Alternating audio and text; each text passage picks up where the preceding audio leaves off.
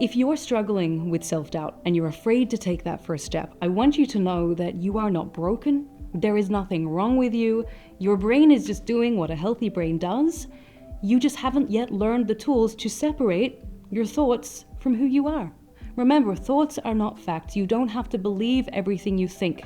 You can start to act your way into the person you want to become. So if you feel like you're not good enough, a lot of common advice is use positive affirmation. I'm going to tell you not to do that. I'm going to tell you not to do it because there's a very good reason why.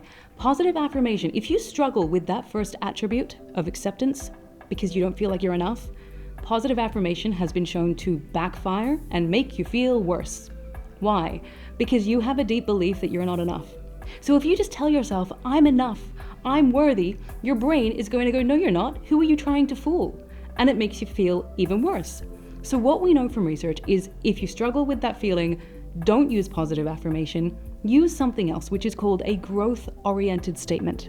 How do you shift something into growth? How do you shift something that is more rational and realistic? Very simple example. Some people have a belief of I'm not lovable. If you try positive affirmation and tell yourself, I am lovable, everyone loves me, it's not going to work.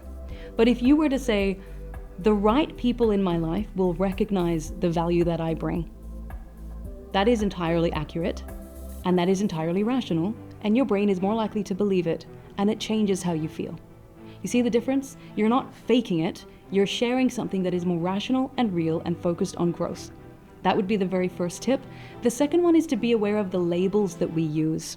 So often we say, oh, I'm a procrastinator, I'm a failure, I'm lazy. Anything you put after the words I am becomes cognitively fused to who you are. It's called cognitive fusion. You are becoming the thing. You are becoming the procrastination, the laziness, etc.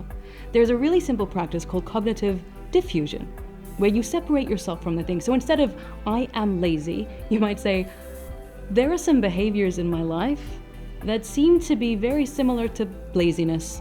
What am I going to do about it? You see how you're not saying I am lazy, you're just acknowledging, okay, there are some things I'm doing that might be like this. Instead of I'm such a procrastinator, you could say, I tend to be procrastinating quite a lot right now, but I'm working on getting better. Shift the labels that you use because it shapes how you see yourself, and then it shapes what you feel, and then what you end up doing. We often think that we're the only ones experiencing self-doubt or imposter syndrome. Everyone else has it all figured out and we don't. There's even a name for this. It's called pluralistic ignorance. Because what the science says is that pretty much every psychologically healthy person will experience self-doubt. You know, some studies have found that up to 82% of people have felt like an imposter at some point in their lives. It's a natural way of feeling when you're stepping into anything new because there are going to be things you've never done before. So again, don't let the voice be the verdict that you cannot do it or you don't deserve to be there. Acknowledge the voice and take action anyway. Put your hand up, say what you want to say, start the business, go for the role, hit submit on the application. It's all about action. I, as you know, have experienced a lot of imposter syndrome, a lot of self-doubt, but I have gotten to a point in my life and my career, backed by the research, that I know that I can hear the voice and still take the step. You know, one of the biggest misconceptions about confidence is that we must feel confident before we take action. We think that confidence is the opposite of self-doubt, but that is actually incorrect. When we look at the research, this feeling that people have associated with confidence is actually a feeling of certainty. And that feeling of certainty comes not before you do the thing, but after you've done the thing, because your brain has a proof point or evidence that you've done the thing, you can do the thing. That boosts what's called self-efficacy, which boosts your confidence. So if confidence comes after as the output, something else needs to come before you take action. It's self-trust. Or in our framework, it's big trust.